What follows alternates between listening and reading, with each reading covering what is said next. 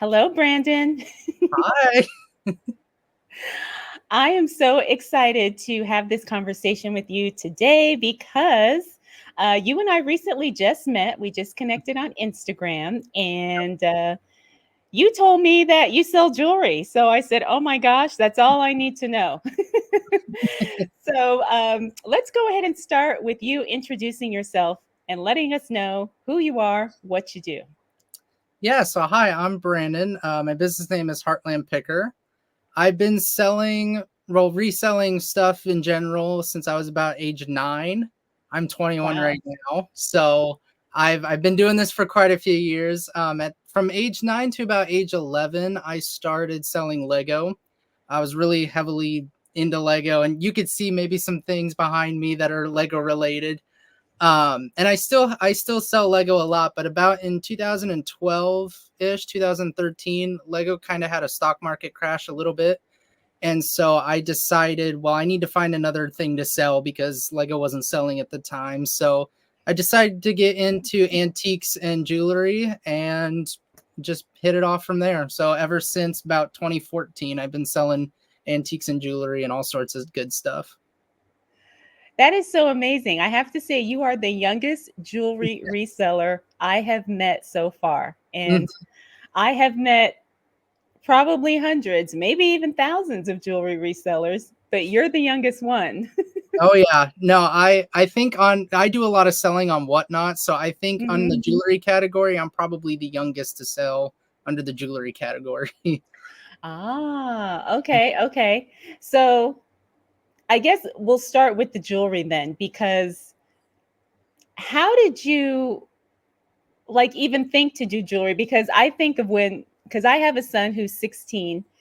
And he used to sell Legos and he sells plushies and stuff like that on Macari, but he would never ever think to sell jewelry. So how did you even, think like, "Oh yeah, I think I'll sell jewelry."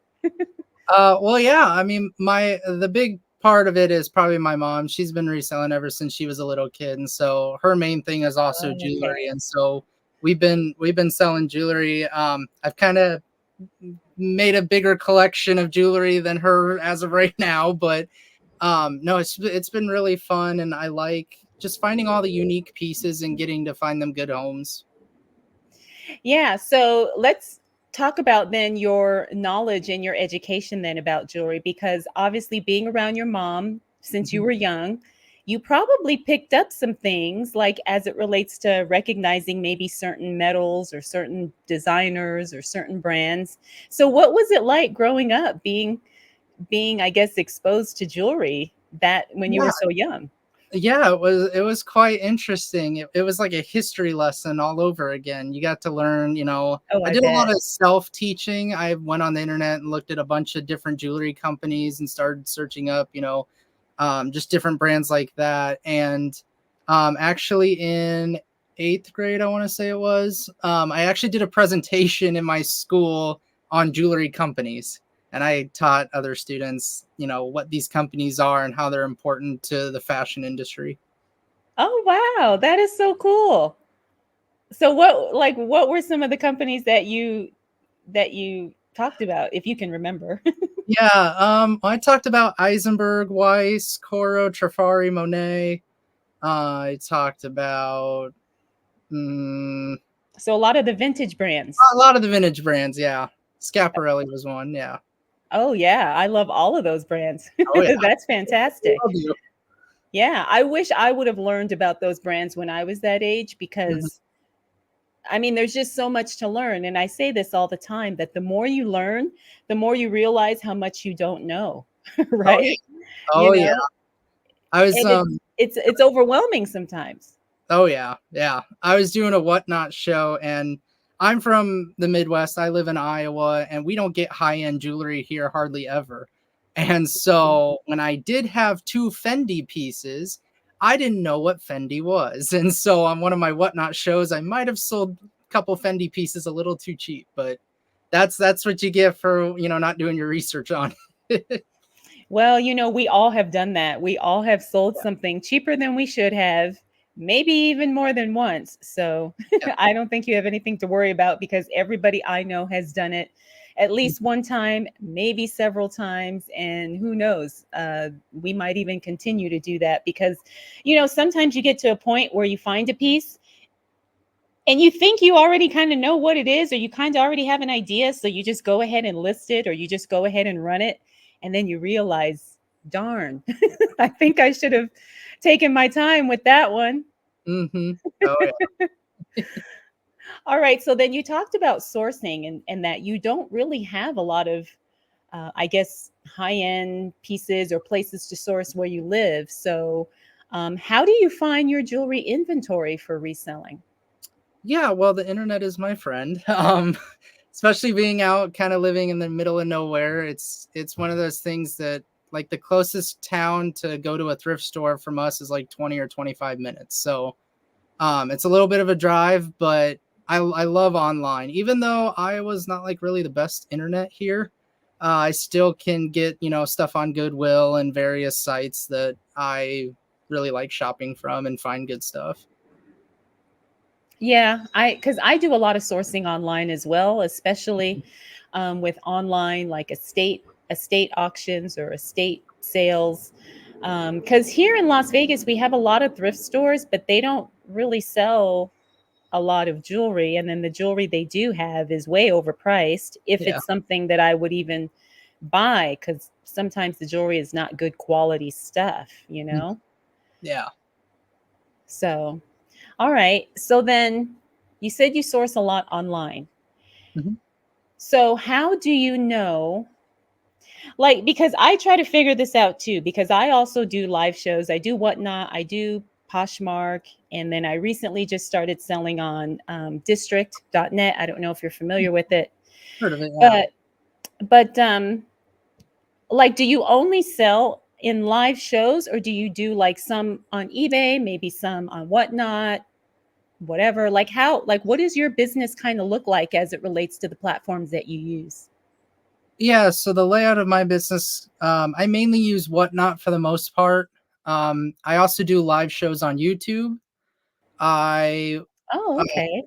I kind of share a store with my mom, and we kind of share a business on eBay, Mercari, and Etsy. And then in person, I like to do a bunch of vintage shows all throughout the Midwest.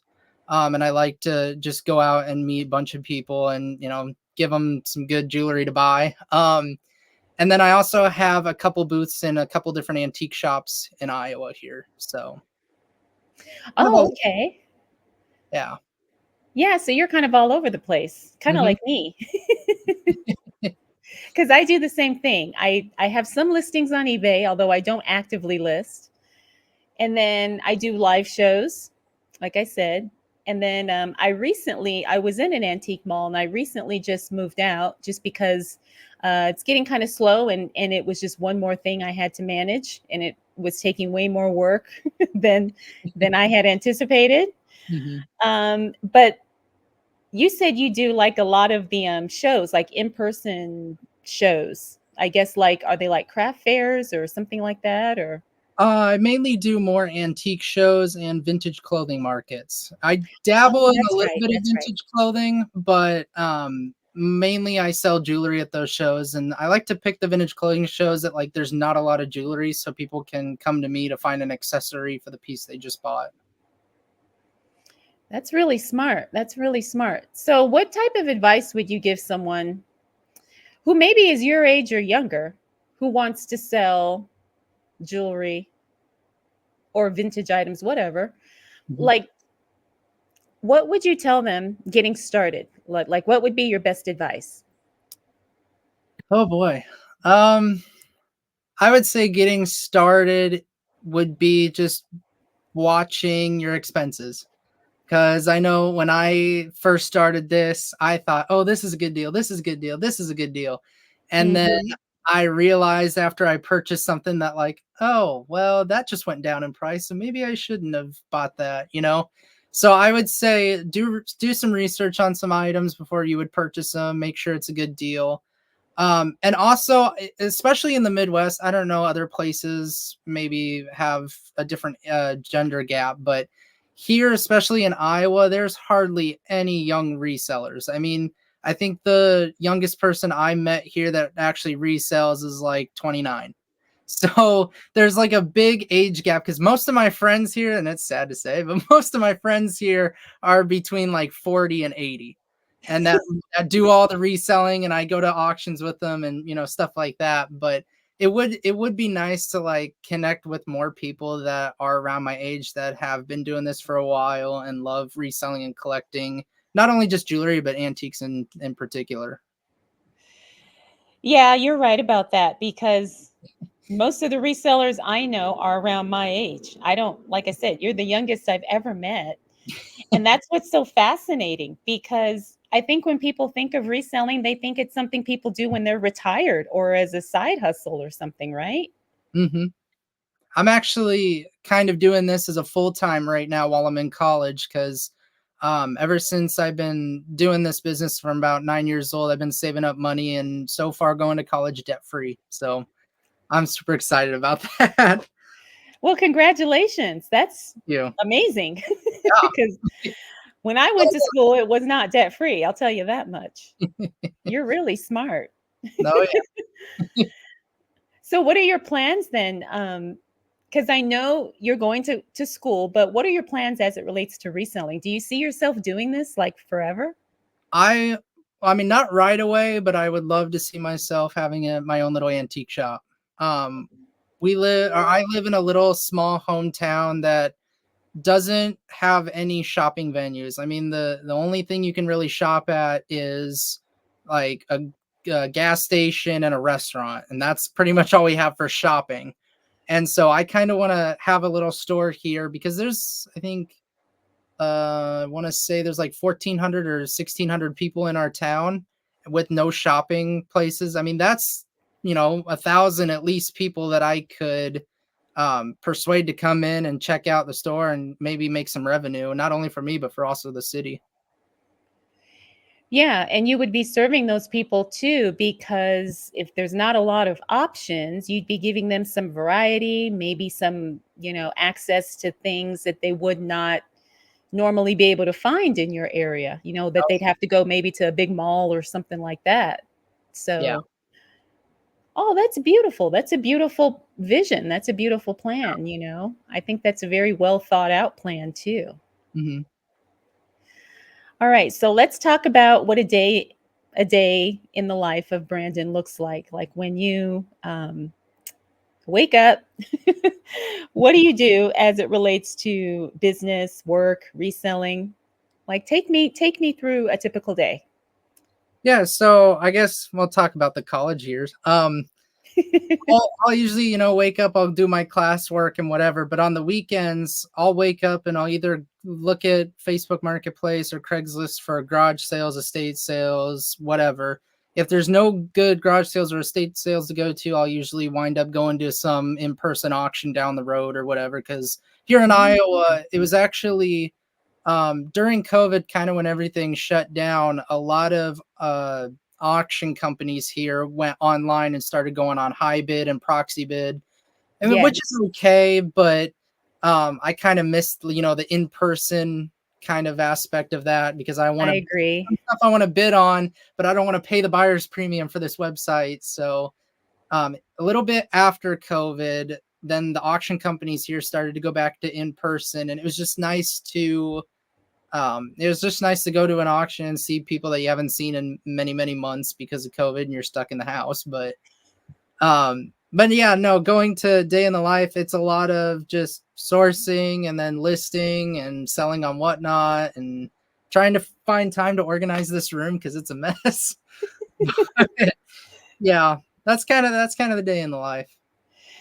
So how many listings do you do a day? Like, do you have a set goal or a set Um, amount or I don't know. It really depends on what I feel like doing on that day, whether I feel like organizing or listing or doing a Whatnot show. Especially if I'll need money at some point, then I'll do a quick Whatnot show because I praise Whatnot for having that early buyout or the early payout access. It's so Mhm. nice. So nice. Yes, I need to work up to that because I don't have my 1,000 sales yet. Mm. Yeah, I did my 1,000 sales within 7 shows. But Are you serious? yeah, it took me 7 shows to get to 1,000. However, I started everything at $1 every Ah, time I did that, and although I made it to the 1,000 sales, yeah, sure, I might have sold a Juliana brooch for like $3. Like, there's some stuff that you kind of regret selling, but in the long run, it's worth it because now you can get your money right away rather than having to wait like 3 days after they've received the item to get the money. right, right. And it's funny you say that because I have done, like, I've probably sold thousands of pieces of jewelry, but here's where I made a mistake because I would bundle the items, right? So let's say I was running everything for $1 and Mhm, people would say, "Oh yeah, put that in my pile, put that in my pile, put that in my pile." Next thing you know, they have 20, 30 pieces in their pile, mhm. but I only ran it for one item. So I would run it like those 30 pieces. I would start it at $30 and then they would bid at $30. So basically that's just one sale instead of 30 Yeah, individual sales. yeah. Like I learned that like after the fact. I said, "Huh, I probably should have ran each one individually at $1 instead Yeah. of bundling them because then I could have racked up way more sales." You know what I Mhm. mean? Well, not only that, but bundling kinda if there's any customers listening, the bundling kinda hurts you because it's actually cheaper shipping-wise to do them individually, because if you have to bundle, then Mm, that raises the weight of the bundle, weight, whatever the seller puts it at. right. Like, if you save a bunch of pieces for the very end and you wanna bundle all of it, well, instead of spending, like, that $3 initially and then spending, like, 30 cents, 80 cents, or, a couple of them usually are free shipping, instead Uh-huh. of that, you're going to be actually spending, like, $20 or something like that to, like, ship it at the very end if you have a big pile. Yeah, so basically it's kind of a lose-lose for the seller and the buyer, Yeah, basically. right. Yeah, so but I need to get back on the whatnot train. I know you told me that you watched the interview I did with Jovi. Yeah, I think it was like last week. yes. And I learned a lot from her and she inspired me to get back into whatnot because I had left whatnot for a few months now because it just wasn't, I wasn't getting people in my show, and then I didn't like feeling like I was wasting time sitting there waiting for somebody. But talking to her and now talking to you, I'm totally motivated to get back on the whatnot You train. will. The I was gonna say the algorithm that I kind of went off of for getting a lot of followers and getting a lot of people to watch my shows, I two things came to mind. Number one was buying from other people's shows. I have spent Yes. countless amount of dollars on whatnot, just going into people's shows and buying. Because then people, as soon as they know you're a buyer, they're like, "Oh, well, let's check out his page and see what he sells," and that's how I got a lot of followers. But also, my other little top secret, I also sell overnight. Overnight is perfect, at least for me. I might not be for some other people, but I love selling in the overnight hours, because not only because I'm a night owl, but because not that many jewelry sellers are on. And Ah. Whatnot says that they're a 24-hour platform, like you could sell any time of the day. Well, Mhm. not many people take that overnight into consideration, because there was one night, this was I think 3 or 4 months ago, there was one night one person was on and they had like 80 people watching them in the jewelry category, like the whole entire jewelry category. One person was on, only one person. So, the mean person I am, I decided I'm going to go on and steal those viewers. And I did. And I wound up with like 50 people watching my show because I was the number two person on. So, honestly, for me, overnight works like a charm, because that's when a lot of my regulars know that I'm on and a lot of people can see that I'm on, versus like, 50 or 60 people down the list. Well, see, now this is again where you being young, you have an advantage Yeah. because I'm old and I need to be in bed and Yeah. sleep. Exactly. But someone told me the same thing about the early morning hours. Like if you can get Mhm. on at like 4, 5, 6 a.m. Yeah. Someone told me the same thing about that time too. That like if you can get on super early, um, that's a good time too because there's not a lot of sellers on. And when you're on super early, depending on where somebody's watching, it may not necessarily be morning yet for Hmm. them, right? Like if you're on at 6 a.m. East Coast time, that's only 3 a.m. Yeah. West Coast time, right? So that's something to think about too. Maybe trying, like you said, the overnight hours or the early morning hours, because Mhm. yeah, there's not going to be a lot of people on. Yeah. Well, and not only that, but I also use it as a shipping advantage because if you start your show at midnight, technically it's the next day. And you know, Hmm. Whatnot's got that 2-day shipping policy. So you could do your show from midnight to 4 a.m., take a quick little nap from like 4 to 10 or whatever, wake up around 11 and get your packages packed and shipped out that afternoon. So it's just really Mm. that's what we do. And well, at least we try to do it most times. Sometimes I fall asleep, but um it happens. But that's one of the reasons why I do the overnight is because the shipping advantage, Yeah, because it's that's like shipping same day, right? yeah, yep. Yeah, yeah. Wow. Okay, okay. Because see, and that's the other thing. You said do like a 4 hour show, because Jovi told me she stays on sometimes 6, 7, 8, 9, 10 hours. I've done a 12-hour show once. That was fun. Oh my gosh. Yeah, that was insane. I started at noon and ended at midnight or something like that. And Wow.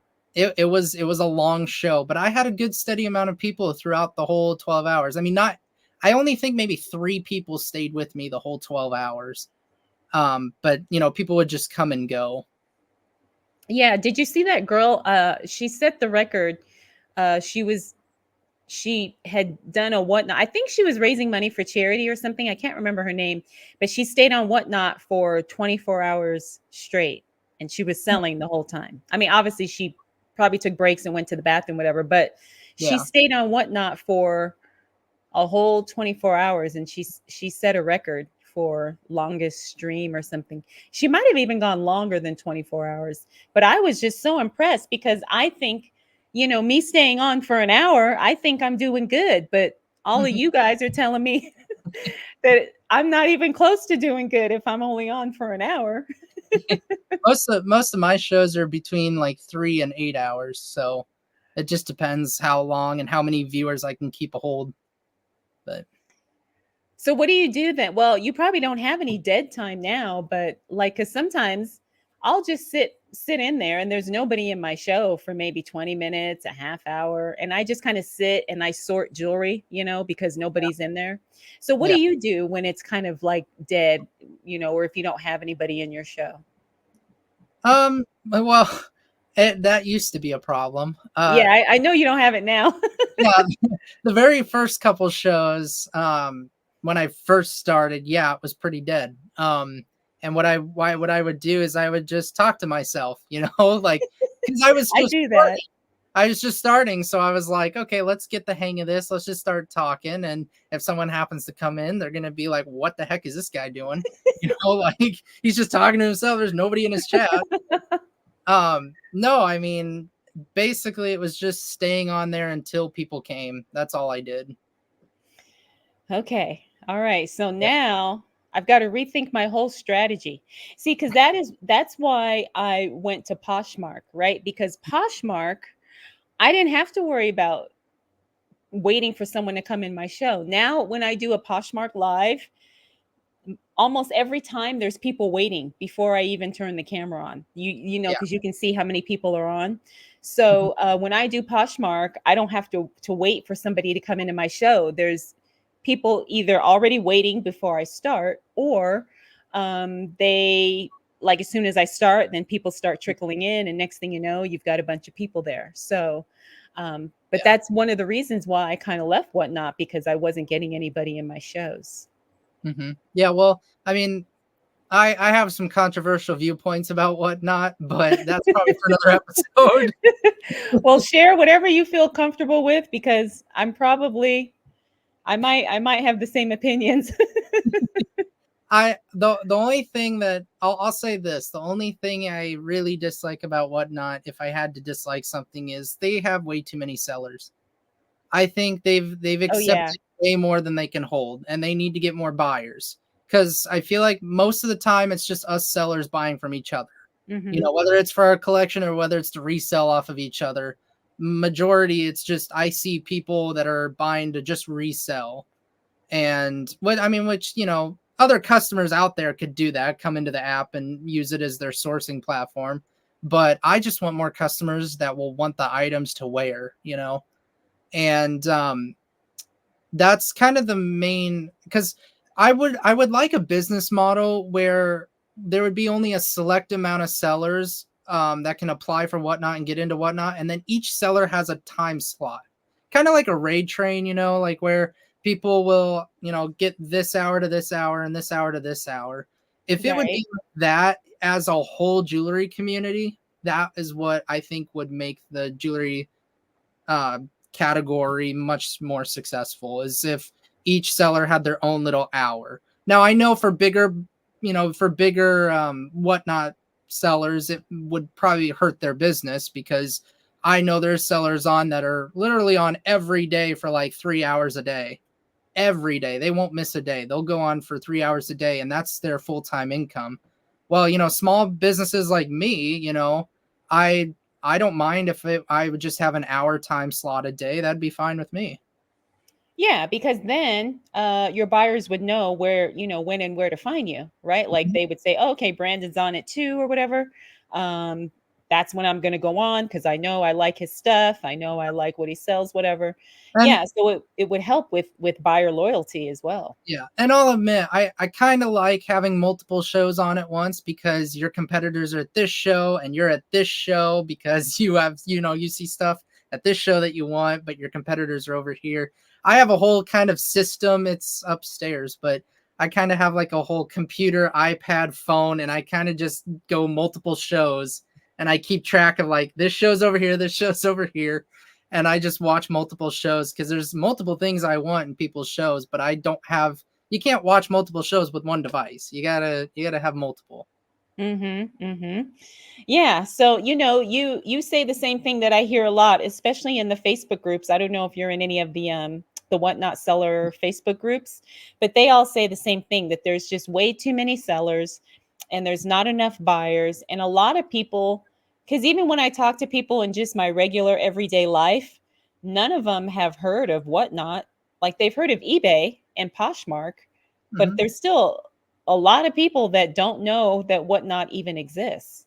Yeah, and I don't mean to be a Whatnot hater, because I love Whatnot, and Whatnot's one of my favorite platforms, but I just think Whatnot's kind of like a fad. You know, it's Mhm. here, and then it might stay for a couple more years, and then something's gonna happen, and poof, it's gone. You know, so Yeah.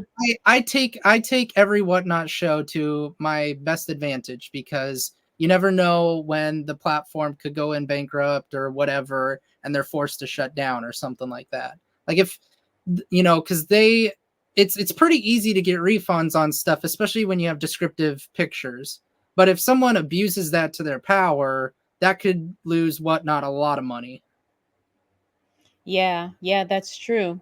And then the other thing you said too, which I thought was interesting, was Whatnot seems to be just resellers buying and selling, right? Because they're either buying for their inventory to resell or they're selling because they want to make the money. And that was another reason why I liked District. Well, it's district.net, but then there's different communities within there. And so, one of the reasons I like selling on District is because there's not a lot of resellers buying. These are actually people who want to buy the jewelry because they like it and they want to wear it, or they're collectors.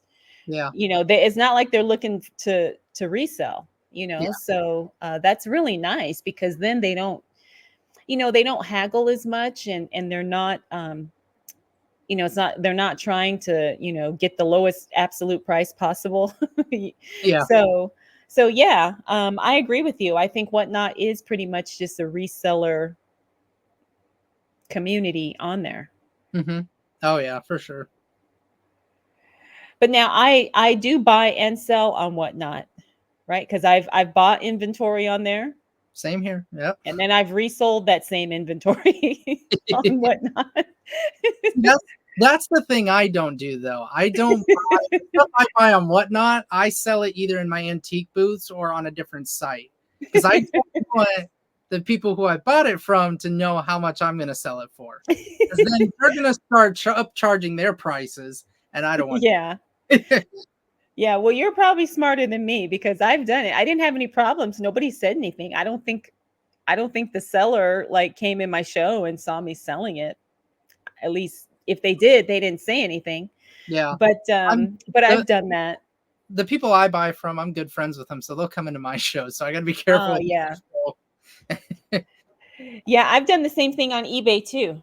I bought inventory on eBay and then I turn right around and I sell it. I sell jewelry inventory on eBay. The same, I'm using my same username and everything. And Yeah, nobody has said anything to me, thus far. yeah, So, okay. So, let's talk about then, do you plan on like expanding to maybe doing, because you were talking about doing live shows on like YouTube and stuff.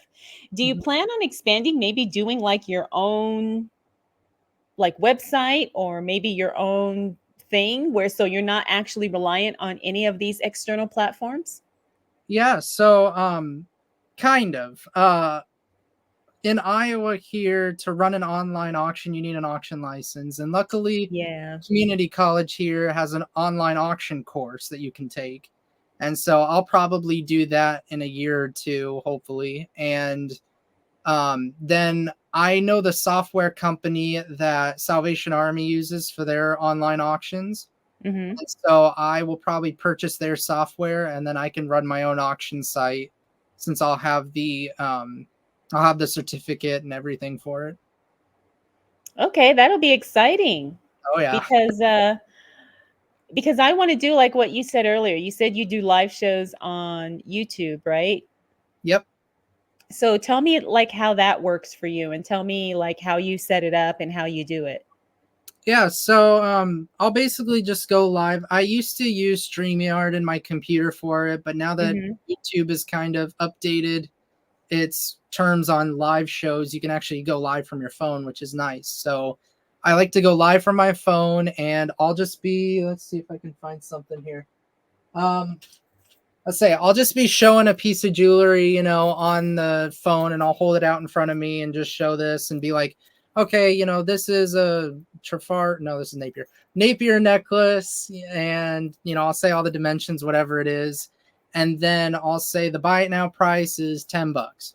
So then Mhm. people in the chat will just type in $10 or a keyword if I say a keyword.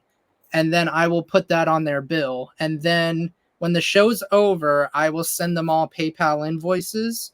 They purchase it and then I ship it out. And the software I use is Pirate Ship for shipping. Okay. Now, do you make them pre-register before they can bid or buy something in your show? Yeah, so what I do is for the pre-registering, I'll have my email like down here, and Mhm. or I'll just put it in the chat and I'll say email me here and with your, where you want the package to go to and your PayPal email address so I can send you the invoice. Okay. And Okay. then they're free to bid. Yeah, because I've been nervous about that because I've had people ask me, they say, "Oh, why don't you do a live show on YouTube?"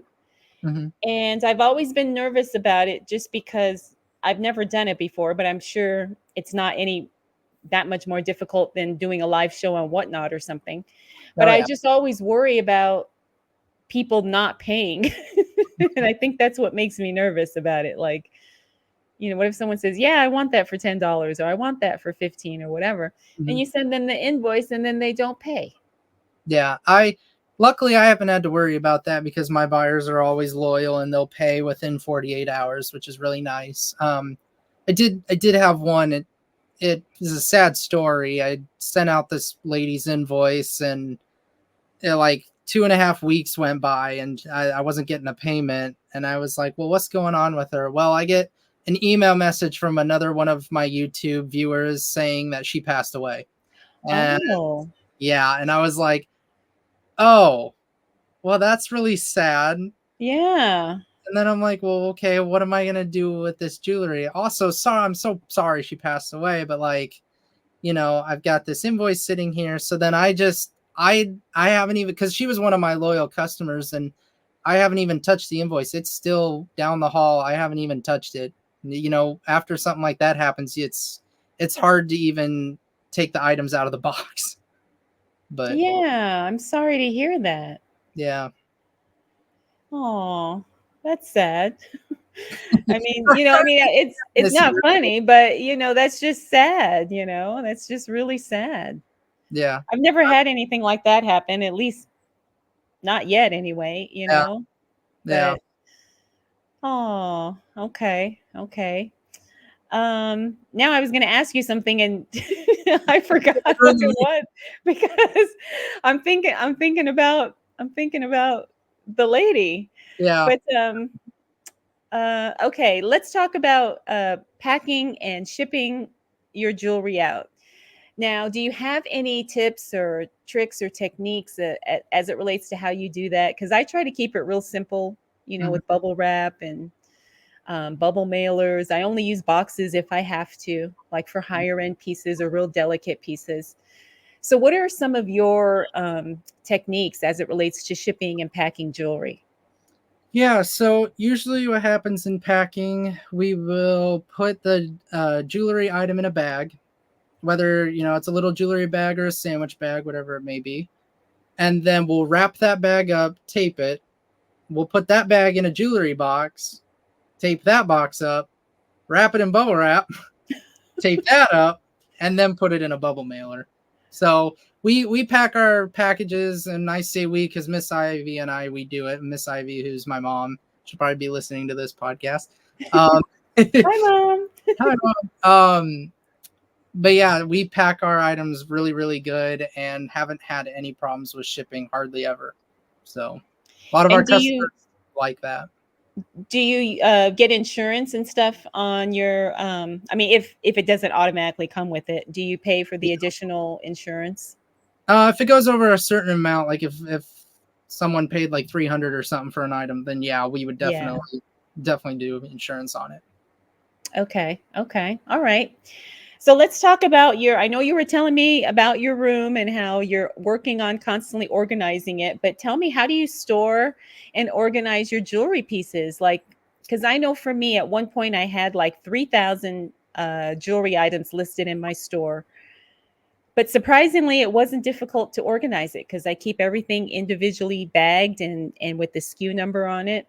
So tell me about your storage and organization system as it relates to your jewelry inventory.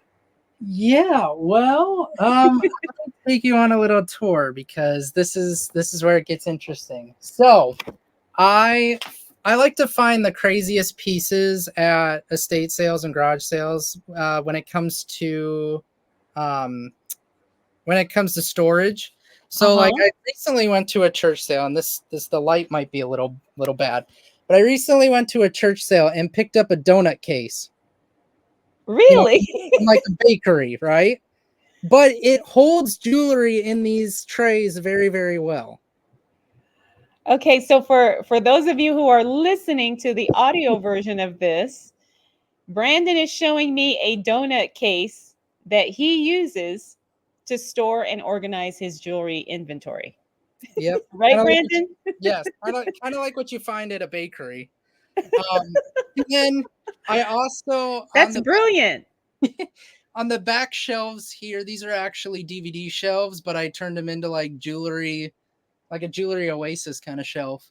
They hold Ah. a bunch of things, and I do have an amazing enamel flower brooch collection. Let me get to that. It's over here. Well, most of it's over here. Um, Wow, those are so fun. I sell those all the like whenever I get them, I can't keep them. They oh they yeah, sell so quickly. I have over 700 Oh enamel flower brooches, and this is my just like one. gosh. This is just one case. And actually, this case is a vintage Bulova watch case that I bought off of an online auction, a local auction, and it was in an antique shop. And I was like, that would be so perfect for brooches. And it's got one of those like movable spinning things, so you can spin the rack around. Hold So it's on. got double I'm gonna sides. put you on the Here. solo layout just All right. because. Here, That's yeah, we'll do this. amazing. So you can like spin it around, and you can see all the different brooches on each side. Brandon, that is fantastic. And then, pardon the mess over Oh, and here. it's got lights in it and everything Yeah, too. it does have lights in it. It's awesome. So here's the other thing I do to sort. Now, this, granted, this is a mess, but anyway, I built this Lego storage system because I love Lego pieces. This thing, it goes from the end of the desk all the way to like the middle of the desk. This thing weighs about 280 something pounds. And Wow. it's all Lego brick. But the cool thing about it is that it's these little drawers that I've made. So you can put like little pieces of jewelry inside these drawers. So I can sort earrings or whatever. And then they're just little drawers that just slide out and slide back in. Wow. Oh my So gosh, Brandon, that is incredible. yeah, that's what I made. That took me, oh boy, 3 or 4 days to do all that. But Wow. I am so impressed. I am so impressed. and then on occasion, oh, that's the wrong charger. On occasions, I will make little boxes for customers if they request them. So I'll have these little Lego boxes that have a 2-drawer system, and then these just slide in. And the good thing about these little Lego boxes, you can stack them. Uh-huh. So if you wanted to store, like earrings or bracelets or whatever you want to put in here, I know that some of my customers want these to put makeup in. You can put anything in these little box and these little sliding drawer things. So do you charge them extra for the Lego boxes? The Lego boxes, I'll sell them based on what colors they're asking for, because some colors I might not have, and the amount of time it takes me to make one of those. So But there is an additional fee. You don't just throw that in for free. Is no, what you're there's a saying. little fee for those. Yeah. Okay, okay. Wow. I mean, I may have to try something like that because my son has a huge Lego bin that he doesn't even use anymore. There you go. That is so creative. I have never seen anything like that ever. And that Yeah. is so different. That's definitely you using, because I talk about this all the time, where we always have to figure out what our unique advantages and what our secret sauce is. So we stand out from all the hundreds or thousands of other resellers. And Mm. you've definitely showcased that with Oh, yeah. what you've shown me.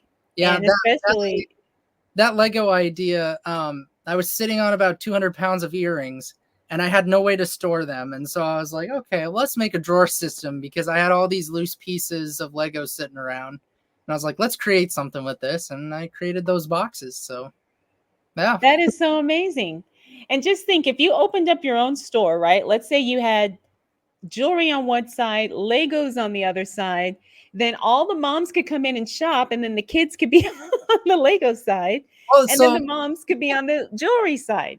that's exactly how one of my antique booths kind of look right now, because I'm in a very big antique mall, and for toys, it's all like 40s, 50s, and 60s wooden and metal toys. Toys that like choking hazards and whatever kids can't really use today. And Right. so I had to think about, well, when parents bring their kids into the antique shop and they want to get them something, what can they get them? Because like you can't buy these old toys and give them, an old Tonka truck that's got rust and Yeah, sharp sharp pieces. edges and Yeah, stuff. Yeah. exactly. And so I decided, you know what? Beanies. People don't like to buy beanies, because they're, at least all the garage sale people on Instagram Reels, when I'm scrolling through, don't buy beanies. Da, da, da. They're not worth it. It's funny because it's worth it to me, because on one side of my booth, I have a whole bunch of jewelry. And on the other side of the booth, it's all beanies. It's all stuffed animals. It's all beanies. And that gives the option for parents to come in and buy something for their kids. But not only that, this was 2 years ago. I had a lady come into the booth and I got a phone call from the antique store saying, hey, it's such and such from this antique store. And I was like, yeah, what's up? And they're like, we have a lady here who wants to buy 230 beanies from your booth. And I'm like, okay. She goes, would you do a good discount? I'm like, heck yeah. Like, I'll definitely do a discount. If you're buying 230, sure. And turns out the lady came in to buy beanies for an after school program for one of the elementary schools that was nearby the antique shop. So Oh. yeah, so when you put, I know antique shops, you're supposed to have old stuff, but now all these parents are bringing in their kids. It's like, well, what are you going to get the kid? Like Mm-hmm. you're going to leave us something for yourself, and then your kid's going to whine and want to leave something for them. So Oh you got, yeah. oh, Yeah. yeah, And not only that, it keeps them busy. So you have time to kind of shop in peace, right? oh yeah, oh yeah, So you don't have to worry about, keeping track of the kid. Don't touch anything, don't break anything, and all that stuff. They can be occupied with the Beanie Babies or the Legos or whatever. And yep, then mom can shop in peace and look at all the jewelry she wants to oh yeah, look at. So now back to those flower brooches. Did you yeah. buy all of those online, or did you get all of those at an estate sale? So my collection of over 700, most of them came from online.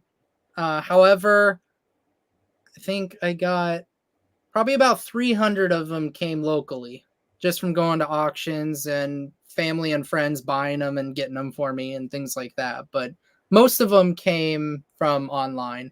And I didn't even show, well, I could probably show you this. All right. This is all the flower brooch sets I have. So Wow. these are all brooches and earring pairs that I have.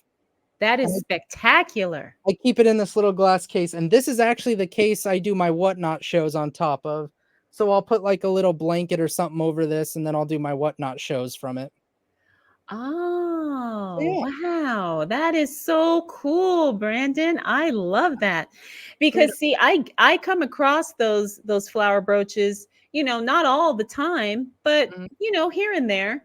And Oh as yeah. soon as I show them, they get snatched up. Like Oh, I am, and I love them because they're so beautiful, oh yeah. but I also love them, I don't hold on to them because I know they're money makers. Yeah. Oh yeah. Well, So I like to sell them. oh yeah.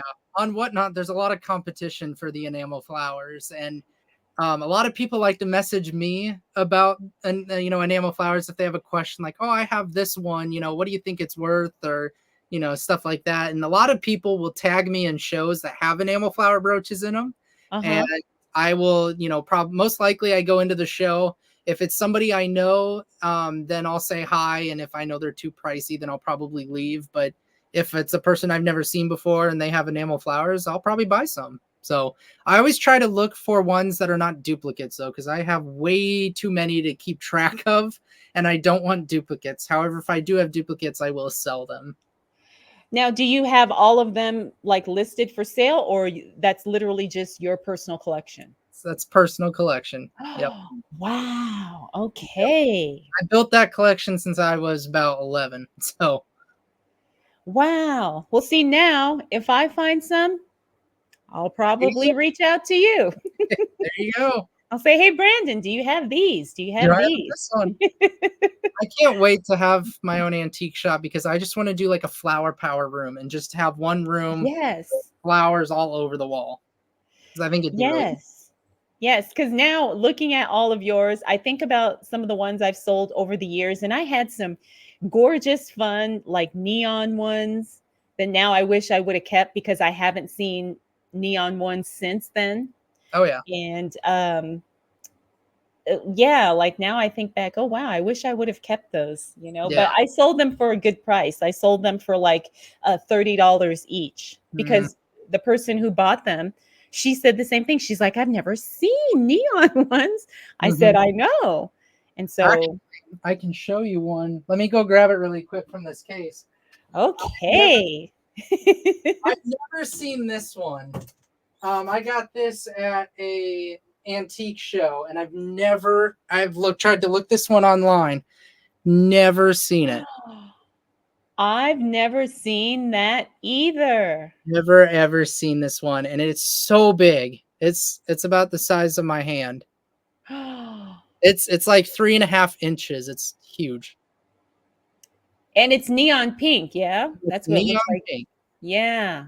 I highly suggest for the listeners to come onto the YouTube channel and see this.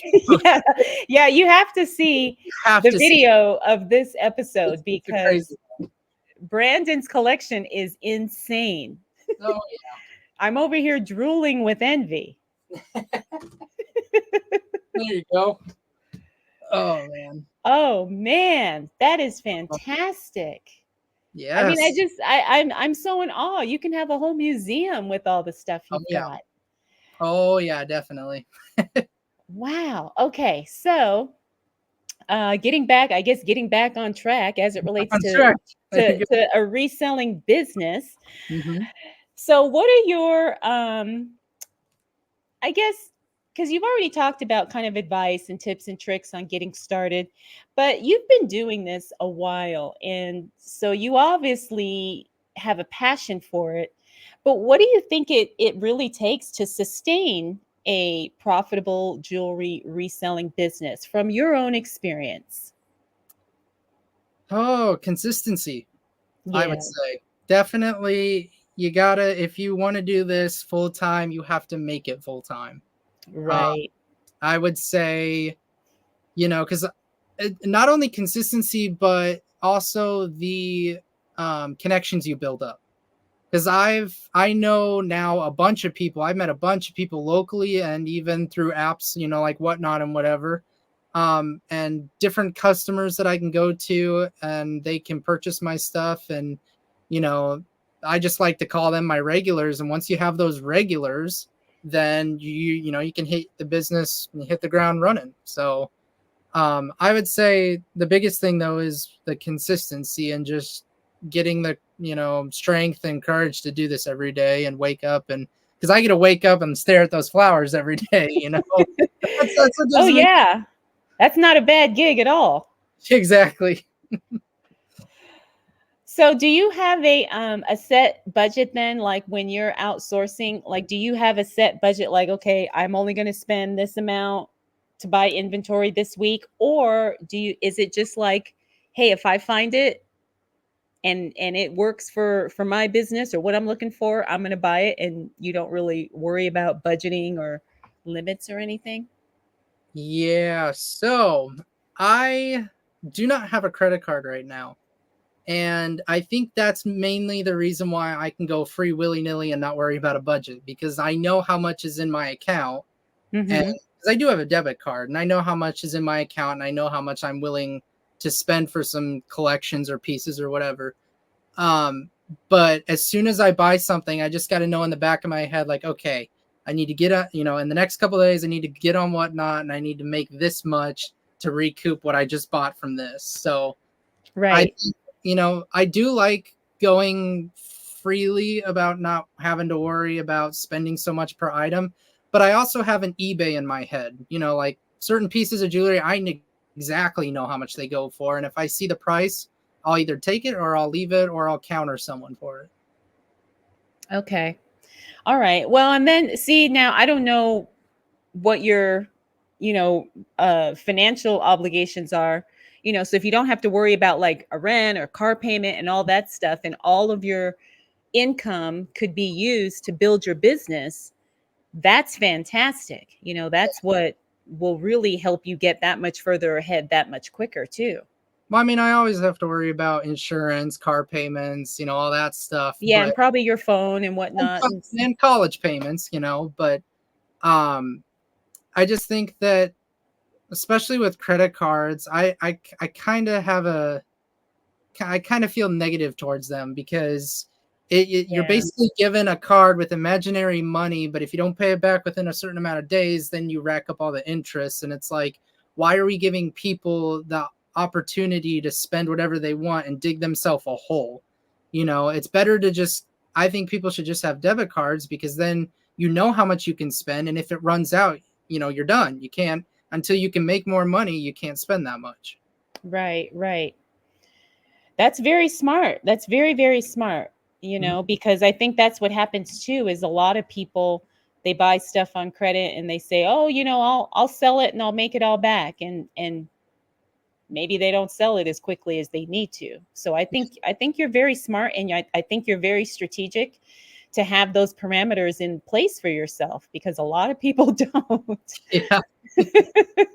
Uh, Now, do you do whatnot shows every single day, 7 days a week? oh, I wish. No, I do. I'd probably do like one or two a week, just because of college Oh, okay. classes. Oh, that's right, because 'Cause you're the a first thing full-time I got to student. worry about is college. Uh, Right, right. but then this summer I'll start doing at least 3 or 4 a week, because I'll have the summer to start selling stuff. Yeah. Yeah, I was doing 6 shows a week at one point. I was doing three on Poshmark, and then I was doing three on Whatnot. Hmm. And it's not difficult. The part for me that was difficult was being able to maintain the inventory levels I needed to do that many shows, right? Because sometimes I would sell out, and then I'm like, oh no, I don't have inventory for tomorrow's show or for the next show. So it's being really careful about having enough inventory to do as many shows or as long of a show as you want to do. Yeah. And that's Luck- where I always struggle. Lucky for me, I don't have to worry about inventory right now. I buy in That's a bulk. problem I want to have. Yeah. Well, the problem I have right now is getting 17 boxes coming in that are like 30 pounds each. And Wow. that's gonna be within the next week. So that'll be fun to go through, but it's also gonna be a pain because I'm like, where am I gonna put it? You know? Right, right. See, that's so crazy how we all have different challenges as it relates to our business. You have so much inventory, Yeah. and me, my problem is I don't have enough because I sell through it so quickly, which is not a bad problem to have, Yeah. but it's challenging because I sometimes I can't find the quality inventory I want as quickly as I can sell it, Hmm. you Yeah. know? No. I mean, yeah, that's kind of one of the things that I go around this room and I look for stuff, and because on Whatnot, some people will request things, and they're like, "Oh, do you have any squirrel brooches?" And I'm like, "That's really specific. Let me look around the room." Like, I don't think I do, but you Well, never or know. sometimes you have it, you just don't know where it is. Exactly, That exactly. happens to me a lot too. People will ask me, "Oh, do you have a blue Trifari necklace?" I do. I actually have several. The There it is. problem is where are they? Exactly. Uh, So I totally get it. I totally get it. So, all right, Brandon. Well, anything else that you want to share before I let you go back to your yeah. exciting Um, life of sorting your jewelry?